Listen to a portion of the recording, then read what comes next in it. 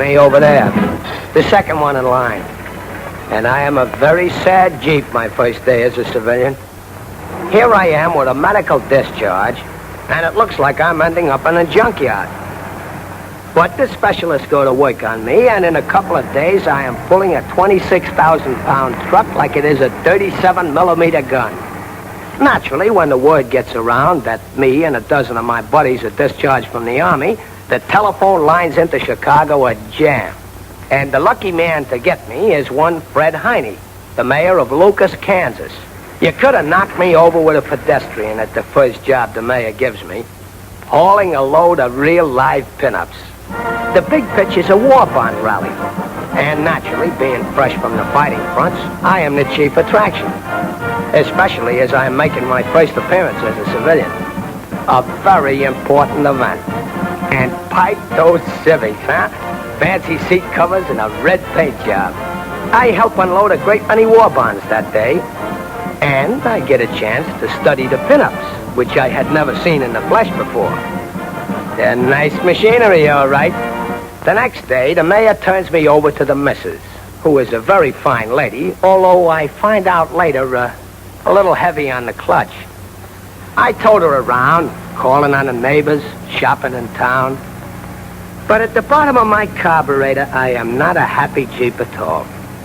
And the pinups say I am a very cute character indeed, so I'm on my best behavior. But all the time, I keep thinking what my old outfit would say if they could see the work I was doing now. A Jeep was never cut out for this kind of life. But I am getting worry lines for nothing. Because one day I find a wagon attached to my rear end, and I am working.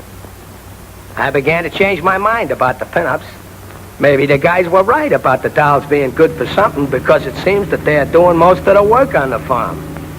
Of course, I gotta admit, working with dames does have certain advantages. What a touch. And right in my most ticklish spot. There was never anything like this in Italy. And when they step on the accelerator, brother, I think I'm gonna blow my spark plugs. Right away, the mayor gets hep to the fact that I take to farming like little Bo Peep, making with the fertilizer, hauling ice, doing every job a hay burner does, only better. When I round up this ration on the hoof, I pretend like they are the Nazis I rode herd on in Africa and have quite a time for myself. The moos take one look at me and know I mean business. Why, it is just like being in them Western pictures.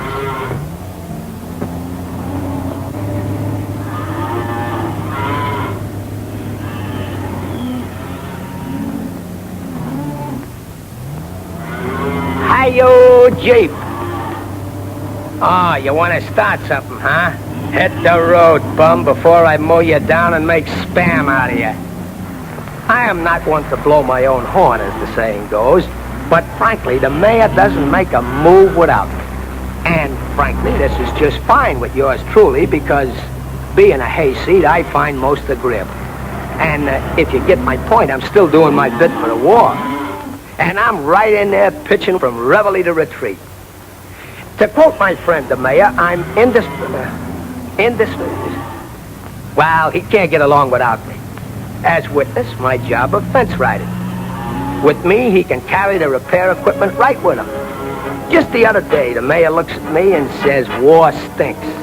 But something good has come out of it already. And I wanted to tell him it's only the beginning, Mayor. Only the beginning.